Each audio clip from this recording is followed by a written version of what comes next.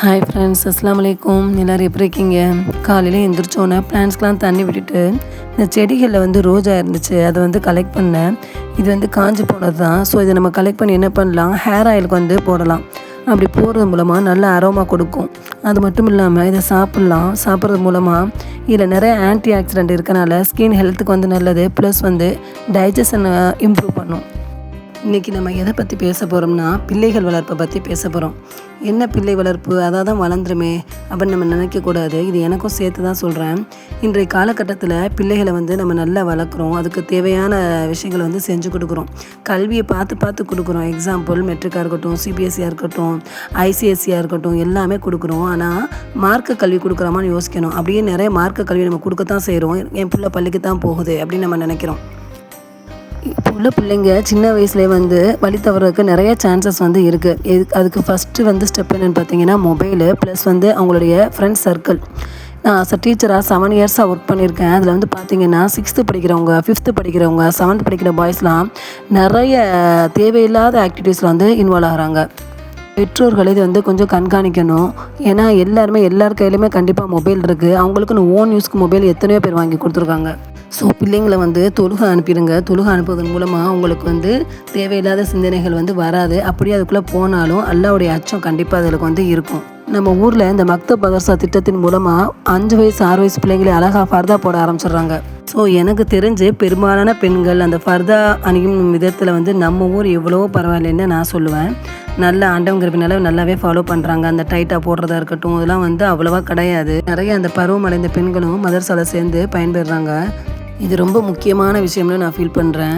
இது நல்ல விஷயம். ஏன்னா இன்றைய காலகட்டத்தில் நிறைய டைவர்ஸ் வந்து அதிகரிக்குதுங்க. அதுக்கு முதல் காரணம் என்னென்னு பார்த்தீங்கன்னா, பெண்கள் தான் காரணம் நான் சொல்லுவேன். ஒரு பெண்ணாக இருந்துக்கிட்டு நான் சொல்கிறேன், ஆனால் அது உண்மை. ஏன்னா ஆண்களுக்கு நிறைய விட்டு கொடுக்கும் மனப்பான்மை இருக்குது. ஆனால் அந்த பெண்கள் வந்து எதை ஃபஸ்ட்டு வந்து தாரக மந்திரமாக வச்சுருக்காங்கன்னா, நீங்கள் என் பேச்சை கேட்கலைன்னா நான் டைவர்ஸ் பண்ணிடுவேன்.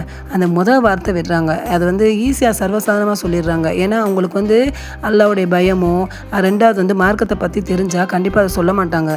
இப்போ உள்ள பிள்ளைங்கள்லாம் டைவர்ஸ் கேட்குறதுக்கு காரணம் என்ன என் கணவன் வந்து சரியில்லை, என் கணவன் சம்பாதிக்கலை, என் கணவன் வந்து குடிகாரனாக இருக்கான், அந்த மாதிரி காரணத்துக்காக கேட்குறாங்க. அந்த மாதிரி சொன்னால் கூட பரவாயில்லை. அவங்க சொல்கிற ரீசன்ஸ்லாம் லாஜிக்கே எல்லாமே இருக்கும்.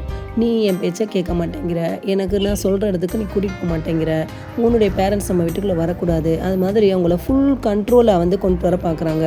அவங்களுக்குன்னு ஆண்களுக்குள்ள ஃப்ரீடத்தை அப்படியே குறைக்கிறாங்க. எதுக்கு எடுத்தாலும் டைவர்ஸ் அப்படின்னு ஈஸியாக கேட்குறாங்க. மார்க்கம் தெரிஞ்சவங்க, அல்லாஹ்வுக்கு பயந்தவங்க அந்த மாதிரி வந்து கேட்க மாட்டாங்க. உண்மையை சொல்லப்போனால் ஆண்கள் தான் டைவர்ஸ் வாங்குறதுக்கு ரொம்ப வெக்கப்படுறாங்க. அதையும் தாண்டி சேர்ந்து அட்ஜஸ்ட் பண்ணி வாழ்கிறாங்க. அப்படி அட்ஜஸ்ட் பண்ணி வாழையில் உங்களுக்கு உண்மையாக இருப்பாங்களான்னா இல்லை, கண்டிப்பாக நிறைய விஷயங்களை மறைக்க ஆரம்பிச்சிருவாங்க. சில ஆண்களும் தவறுகள் செய்ய தான் செய்கிறாங்க, நான் இல்லைன்னு சொல்லலை. ஆனால் அந்த பெண் நினைத்தால் கொஞ்சம் பொறுமையாக இருந்தாங்கன்னா நாட்டையும் ஆளலாம், வீட்டையும் ஆளலாம். ஏன்னா ஆவதும் பெண்ணாலே அழிவதும் பெண்ணாலே தான். ஸோ ஒரு குடும்பத்தை வந்து நிலைநிறுத்துறது வந்து கண்டிப்பாக யார் கையில் இருக்குன்னா பெண் கையில் தான் இருக்குது. அவங்களுக்கு என்ன தேவைன்னா பொறுமை தேவை. இந்த பொறுமை எது மூலமாக வரும்னா, நம்ம நிறையா வந்து இந்த இஸ்லாமிய இதுகளை வந்து நம்ம ஈடுபட்டோம்னா கண்டிப்பாக பொறுமை எல்லாம் வந்து நம்மளுக்கு தருவான். பெண்கள் இந்த அன்பை வந்து தாரக மந்திரமாக மாற்றுங்க இன்ஷா அல்லாஹ். இந்த மெசேஜ் வந்து நான் கான்டென்ட்டுக்காக நான் கண்டிப்பாக க்ரியேட் பண்ணலை.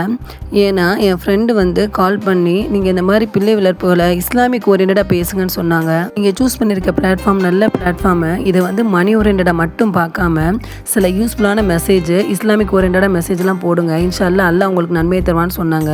ஸோ அது ஒரு ஸ்டெப்பாகவும் நான் எடுத்து ஃபாலோ பண்ணுறேன். இன்ஷா அல்லாஹ் துஆ செய்யுங்க. அஸ்ஸலாமு அலைக்கும்.